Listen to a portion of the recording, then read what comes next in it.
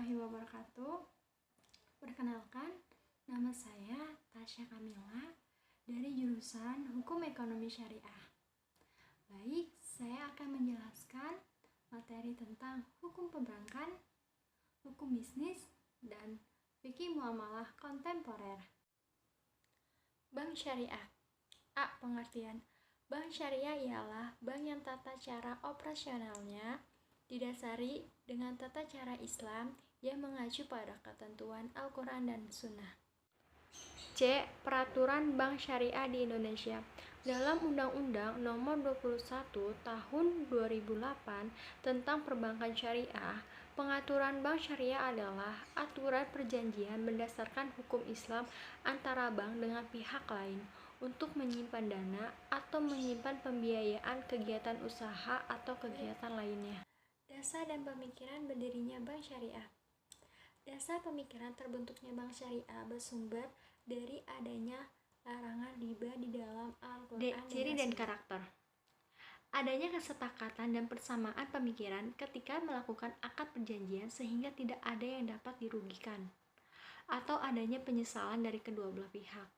Yang kedua yaitu pengarahan dana masyarakat dalam bentuk deposito atau tabungan wadiah oleh pihak bank dijadikan sebagai amanah yang harus dijaga dengan baik, sehingga pihak bank tidak semena-mena dalam mengalokasikan simpanan tersebut. Karakter bank syariah.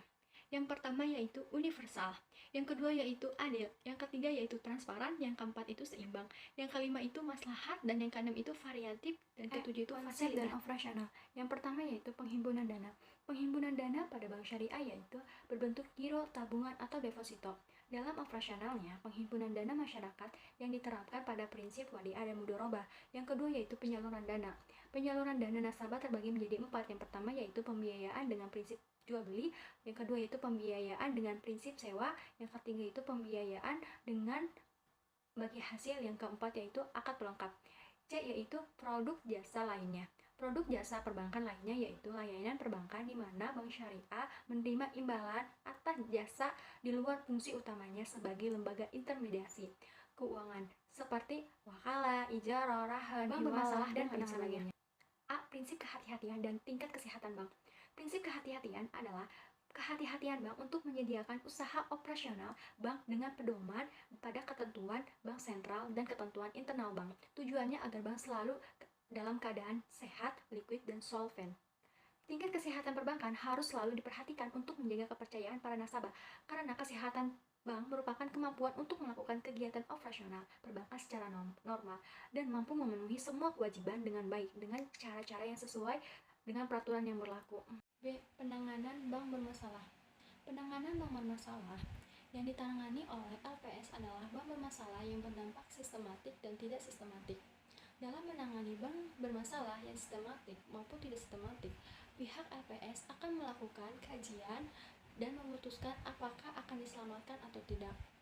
Untuk penanganan bank bermasalah, berdasarkan Undang-Undang Nomor 24 Tahun 2004 diberikan kewenangan yang sangat memadai. Hukum bisnis. 11. Pelindungan konsumen. Hukum perlindungan konsumen adalah keseluruhan asas-asas dan kaidah yang mengatur dan melindungi konsumen dalam hubungan dan masalah penyediaan dan penggunaan produk konsumen antara penyedia dan penggunaannya dalam bermasyarakat.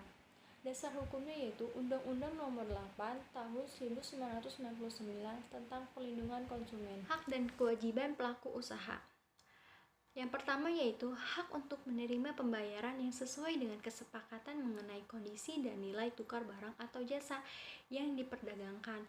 Yang kedua yaitu hak untuk mendapat perlindungan hukum dari tindakan konsumen yang tidak berikat baik. Pelaku yang dilarang bagi pelaku usaha. Perbuatan yang dilarang bagi pelaku usaha diatur dalam bab 4, pasal 8 hingga pasal 17 Undang-Undang Nomor 8 Tahun 1999 tentang Perlindungan Konsumen. D. Penegakan hukum konsumen.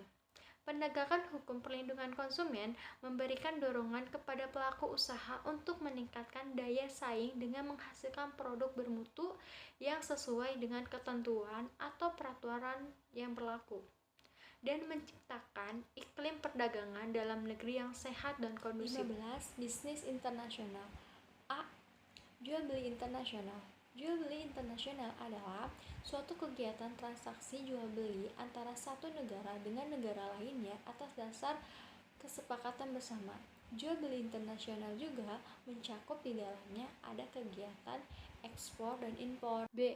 Metode pembayaran internasional. Yang pertama yaitu metode pembayaran hutang ditukar dengan barang atau yang bisa disebut dengan barter. Yang kedua yaitu metode pembayaran cash, yaitu pembayaran ditukar langsung dengan uang. Yang ketiga yaitu metode pembayaran dengan cek, yaitu pembayaran ditukar dengan cek. Yang keempat yaitu metode pembayaran yang lebih mutaakhir, seperti pembayaran lewat letter of credit, kartu kredit, kartu debit, dan lain sebagainya. Atau penyerahan kepemilikan. Yang pertama yaitu ex-work, yang artinya yaitu diikuti dengan nama tempat.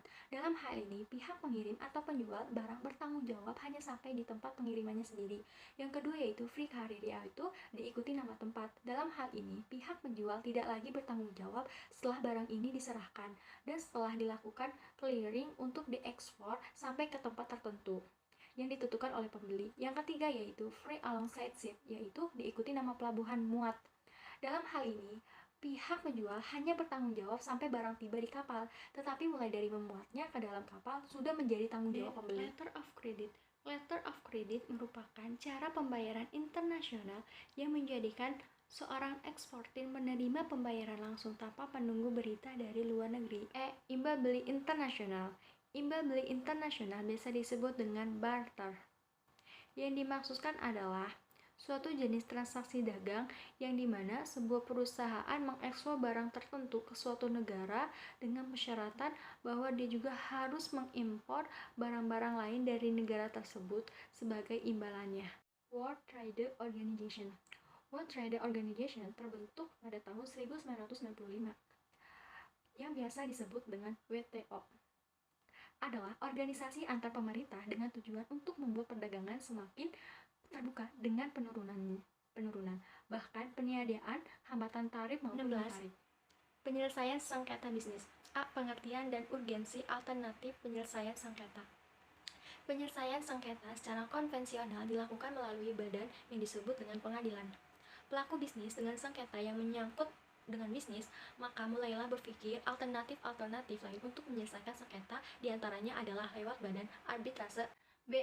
Model-model alternatif penyelesaian sengketa. Yang pertama yaitu arbitrase.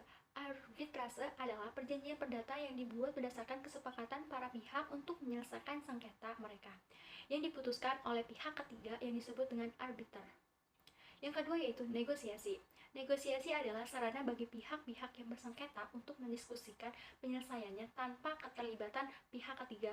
Yang ketiga yaitu mediasi. Mediasi adalah proses penyelesaian sengketa melalui proses perundingan atau mufakat para pihak dengan dibantu oleh mediator yang tidak memiliki kewenangan atau memutuskan atau memaksakan sebuah penyelesaian. Yang keempat yaitu konsiliasi. Konsiliasi mirip dengan mediasi, yakni merupakan suatu proses penyelesaian sengketa berupa negosiasi untuk memecahkan masalah melalui pihak luar yang netral dan tidak memihak. Berbagai macam arbitrase. Yang pertama yaitu arbitrase ad hoc, adalah arbitrase yang tidak terkoordinasi oleh suatu lembaga. Itu arbitrase institusional adalah arbitrase yang dikoordinasi oleh suatu lembaga. Arbitrase institusional merupakan lembaga atau badan arbitrase yang bersifat permanen, sehingga juga disebut dengan permanent arbitrage body. D. Kelebihan dan kekurangan arbitrase. Yang pertama yaitu kelebihannya yaitu prosedur tidak berbelit sehingga putusan akan cepat didapat. Yang kedua yaitu biayanya lebih murah. Yang ketiga yaitu putusan yang tidak diekspos di depan umum. Yang keempat yaitu putusan akan lebih terkait dengan situasi dan kondisi. Kekurangannya yaitu tidak dapat menghasilkan solusi yang bersifat preventif. Yang kedua yaitu putusan tidak dapat diprediksi dan adanya kemungkinan timbul putusan yang saling bertentangan. Prosedur arbitrase. Yang pertama yaitu pendaftaran, yang kedua itu permohonan mengadakan arbitrase, yang ketiga itu dokumen, yang keempat itu menunjukkan arbitrase, dan yang kelima itu biaya. Eksekusi putusan arbitrase. Eksekusi putusan dapat dilakukan oleh badan pengadilan yang berwenang dengan cara melakukan eksekusi terhadap putusan arbitrase sebagai berikut. Yang pertama yaitu eksekusi putusan arbitrase secara sukarela, yang dimaksud sebagai pelaksanaan putusan yang tidak memerlukan campur tangan dari ketua pengadilan negeri, melainkan para pihak yang berkewajiban melaksanakan sendiri putusan. Yang kedua yaitu eksekusi secara paksa, yang dimaksud yaitu jika pihak yang berkewajiban menjalankan kewajibannya berdasarkan isi putusan arbitrase tidak mau melaksanakan kewajibannya, maka diperlukan campur tangan pengadilan. G. Kontrak arbitrase. Dengan kontrak arbitrase yang dimaksudkan adalah yaitu suatu kesepakatan atau sebelum atau sesudahnya terjadinya sengketa di antara para pihak yang bersengketa untuk membawa ke arbitrase setiap sengketa yang timbul dari suatu bisnis yang terbit ke transaksi. Arbitrase internasional. Arbitrase internasional adalah arbitrase lembaga maupun arbitrase ad hoc. Jadi, jika arbitrase internasional merupakan arbitrase lembaga, maka terdapat banyak arbitrase lembaga di dunia ini, yakni arbitrase yang mengkhususkan diri untuk masalah-masalah internasional. Mudharabah adalah suatu akad kerjasama antara pemilik modal dengan pengusaha, di mana pemilik modal menyerahkan modal kepada mudharib untuk diproduksikan. Kemudian, laba yang diperoleh dibagi sesuai dengan kesepakatan yang di awal. Wakaf tunai merupakan dana yang dihimpun oleh pengelola wakaf atau nazir melalui penerbitan sertifikat wakaf tunai yang dibeli oleh masyarakat. Aplikasi wakaf tunai yaitu pengelolaan dana wakaf tunai telah diatur dalam Undang-Undang 41 tahun 2004 tentang wakaf yang menyebutkan bahwa wakaf dapat mewakafkan benda bergerak berupa uang melalui lembaga keuangan syariah. Wakaf produktif merupakan harta benda atau pokok tetap yang diwakafkan untuk dipergunakan dalam kegiatan produktif dan hasilnya disalurkan sesuai dengan tujuan wakaf. Aplikasian wakaf produktif yang pertama yaitu program pemakaman berbasis wakaf produktif. Yang kedua yaitu program polis asuransi berbasis wakaf produktif. Yang ketiga itu program rumah bersalin berbasis wakaf produktif. Yang keempat itu program perkebunan berbasis wakaf produktif.